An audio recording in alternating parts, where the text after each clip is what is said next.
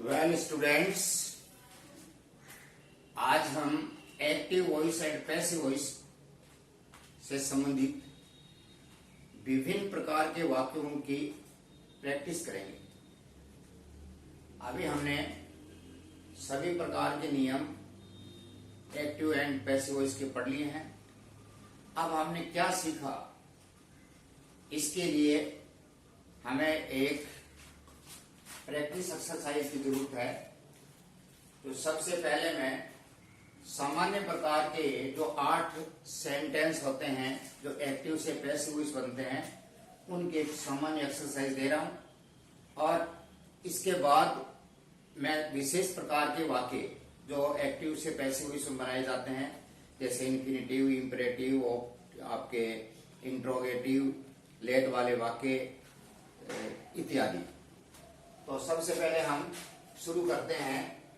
पहला वाक्य देखिए, सीता प्लेज क्रिकेट। सबसे पहले देखिए, सीता इसका सब्जेक्ट है, क्रिकेट इसका ऑब्जेक्ट है और प्लेज है ये प्रेजेंट इंडेफिनिट टेंस है, अर्थात प्रेजेंट इंडेफिनिट टेंस के वाक्य को पैसिव वॉइस में आपको बदलना है। वाक्य अफर्मेटिव है और नियमानुसार क्रिकेट इसका सब्जेक्ट बन जाएगा पैसिव का और सीता इसकी ऑब्जेक्ट बन जाएगी और नियमानुसार इसमें हेल्पिंग वर्ब लग जाएंगे। तो क्रिकेट प्रेजेंट इंडेफिनिट टेंस है, helping verb is are am is is, main verb की third form played, cricket is played by Sita. दूसरा वाक्य देखिए, he is writing a letter. ये सब्जेक्ट है, लेटर ऑब्जेक्ट है, is writing present continuous tense. ये वाक्य प्रेजेंट कंटिन्यूअस टेंस का है, तो इसमें सब्जेक्ट ऑब्जेक्ट बदलकर प्रेजेंट कंटिन्यूअस की पैसिव वॉइस की हेल्पिंग वर्ब आपको लगानी है। तो देखिए, ए लेटर इज कंटिन्यूअस टेंस है, इसलिए बीइंग लगाइए। A letter is being, third form करिए राइट की, रिटर्न बाई और ही का ऑब्जेक्ट हिम। तीसरा प्रश्न देखिए, Mohan has eaten food. Present perfect tense है, मॉन सब्जेक्ट है, फूड ऑब्जेक्ट है, तो लगाइए food has been eaten by Mohan. तीसरा सेंटेंस देखिए, तीनों प्रेजेंट के हो गए। Ram killed Ravan, past indefinite tense है, हेल्पिंग वर्ब वाज या वर्ब हो जाएंगी। रावण ऑब्जेक्ट है जो सब्जेक्ट बन जाएगा, Ravan was killed by Ram. यहाँ पास्ट इंडेफिनिट टेंस होने के कारण वाज वर्ब में से कोई हेल्पिंग वर्ब लेनी है, तो रावण सिंगुलर नाउन है तो सिंगुलर वर्ब हेल्पिंग वर्ब आ जाएगी। They were watching TV, past continuous tense है, टीवी वॉच, पास्ट कंटिन्यूअस है ना, तो दे के साथ वर्ब, लेकिन टीवी सिंगुलर है तो verb. TV watch being watched by them को नहीं लगाते हैं लेकिन लगा दीजिए। They were watching TV was being watched by them।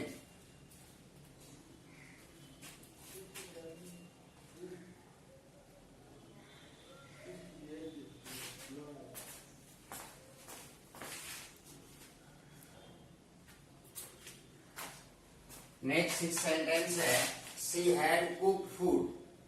She had cooked food, past perfect tense है, तो food had been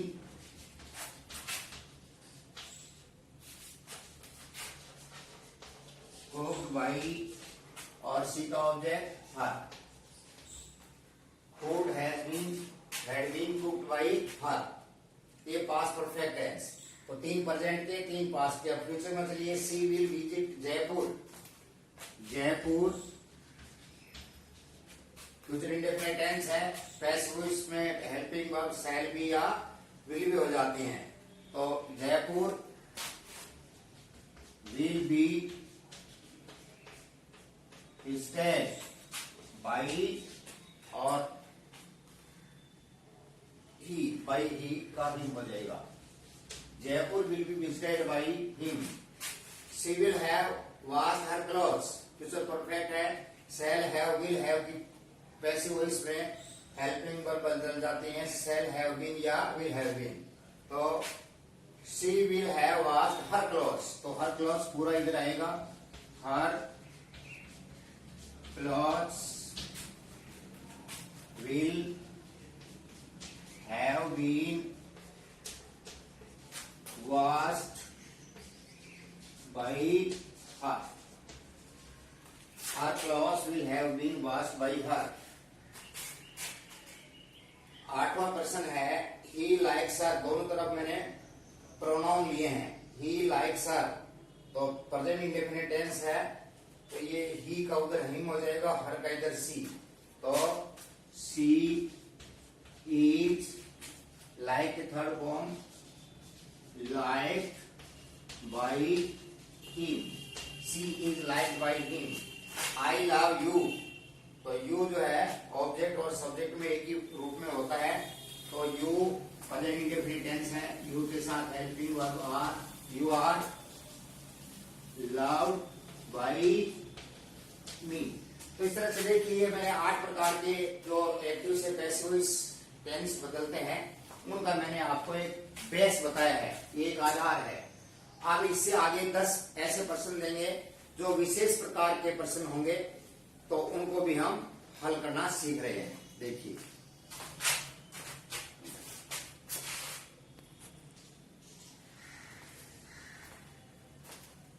well friends, 10 more sentence to change from active to passive। 10 और वाक्य दे रहा हूं मैं आपको। इससे पूर्व 10 वाक्य हमने सामान्य वाक्य थे, वो टेंस से संबंधित थे, present indefinite, present continuous, present perfect, past indefinite, past perfect, past continuous, past perfect, future indefinite और फ्यूचर परफेक्ट, जिनको हमने एक्टिव से पैसिव उसमें बदला। आप कुछ ऐसे वाक्य हैं जैसे इन्फिनेटिव के हैं, इंपरेटिव सेंटेंस के हैं, इंट्रोगेटिव सेंटेंस हैं, गोइंग टू है, लेट से शुरू होने वाले हैं, इंपरेटिव सेंटेंस हैं, जिन्हें हम किस तरह से एक्टिव से पैसिव उसमें बदलेंगे। मैं आपको पूरे नियमों से ही ये वाक्य समझाने का प्रयास करूंगा, क्योंकि एक बार हमने इनको पढ़ लिया था। अब हम देखते हैं क्या जो हमने पढ़ा वो हमें याद है और क्या हम उनको वास्तव में कर सकते हैं। तो सेंटेंस है she is to wash this shirt, तो देखिए यहाँ बी फॉर्म है और आगे टू वॉश इंफिनिटिव है, तो ये passive voice of infinitive sentence के अंतर्गत आता है। और दिस शर्ट जो है ये इसका ऑब्जेक्ट है, तो वही सब्जेक्ट ऑब्जेक्ट तो इस सभी में चेंज होंगे। अब आपको क्या करना है कि इस टू प्लस वॉश को ही to plus be plus third form of the verb के हिसाब से आपको पैसिव वॉइस बनाना है। तो देखिए this shirt is to be, this shirt, फिर वो इज और फिर यहाँ to plus be plus four, to be washed, third form आ जाएगी washed by her. to wash the shirt, the shirt is to be washed by her। दूसरा है they are to write new stories, they are to write new stories, वही same pattern है, यहाँ सी के साथ इस था, यहाँ दे के साथ आर है, वो टू वॉश था या टू राइट है, और इसका ऑब्जेक्ट है न्यू स्टोरीज। तो लिखिए new stories are to be written by them। Generally them का प्रयोग नहीं करते हैं, इतना भी सही, new stories are to be written. People believe that smoking is dangerous to health, ये कॉम्प्लेक्स सेंटेंस है, तो केवल इसका जो मेन क्लास होता है उसी का पैसिव बनाते हैं। तो पीपल बिलीव, इसको हम it is believed, it is believed, और बाकी है दैट के बाद वाला क्लोज है उसको हम एक्स जैसे वैसे तो वैसा लिख देते हैं। तो पीपल बिलीव्ड का क्या हो जाएगा, इट इज बिलीव्ड, ये पैसिव बन गया। थर्ड फॉर्म आ गई, it is believed that smoking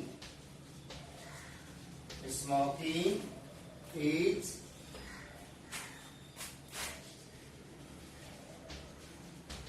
dangerous to health। तो इस तरह का कॉम्प्लेक्स सेंटेंस होता है, उसकी मेन क्लास को ही हम कैसे वो बोलते हैं। पीपल से, इट इज सैड, है ना, दे से, it is sad, it is believe, इस तरह से इसको हम बदलते हैं।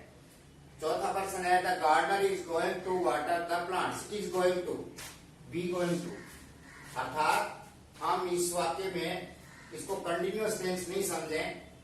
जनरली गोइंग को देखते ही हम ये सोचते हैं प्रेजेंट कंटिन्यूअस टेंस नहीं है, ऐसा नहीं है। ये is going to, be plus going to वाला सूत्र इसमें लगेगा। तो द गार्डनर सब्जेक्ट है, इज गोइंग टू पूरा रहेगा, वाटर दी प्लांट्स, तो ऑब्जेक्ट क्या है, the plants, the plants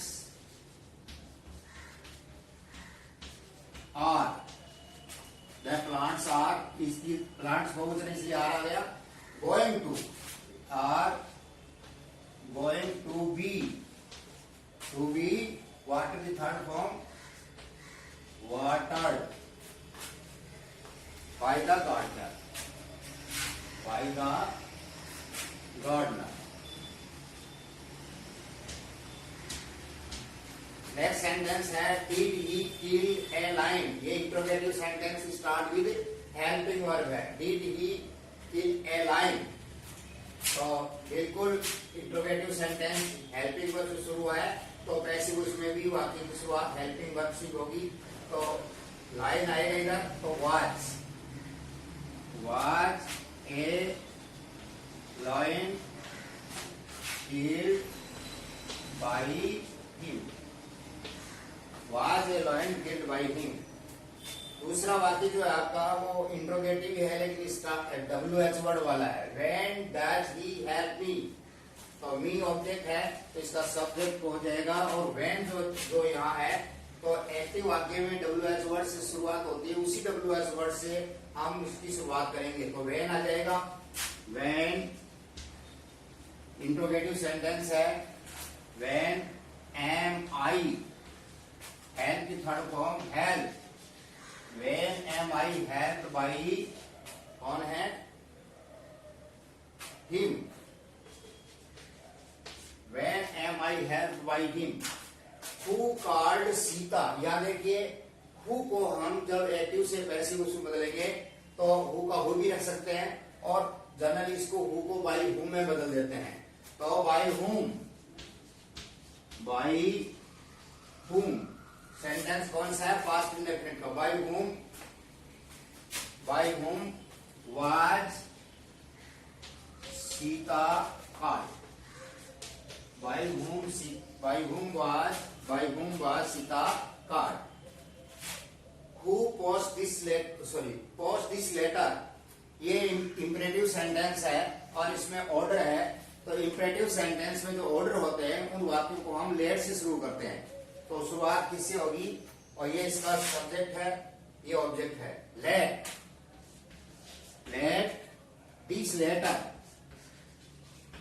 letter be, और पोस्ट का क्या हो जाएगा, posted, let this letter be posted, let plus object plus be plus third form of the verb, please take your seat, ये भी इंपरेटिव सेंटेंस है और ये भी इंपरेटिव सेंटेंस है।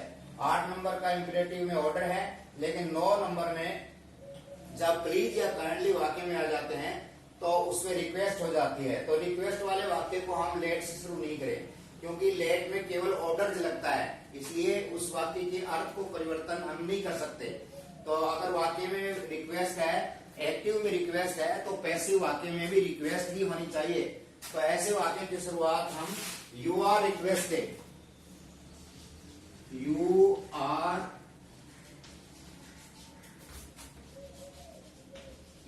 Requested to take your seat,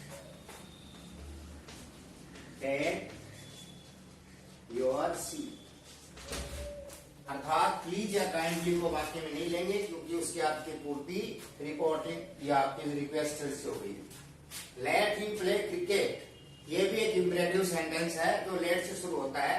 तो लेट वाले वाक्य का पैसिव वॉइस भी लेट से शुरू करेंगे। Let cricket, let cricket be played by him. तो इस तरह से देखिए मैंने भिन्न भिन्न प्रकार के सेंटेंस आपको प्रैक्टिस एक्सरसाइज में बताए, सामान्य वाक्य भी बताए और जो स्पेशल सेंटेंस हैं वो भी मैंने आपको बताए।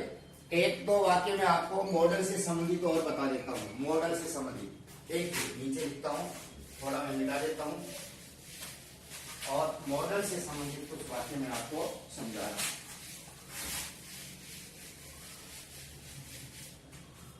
जैसे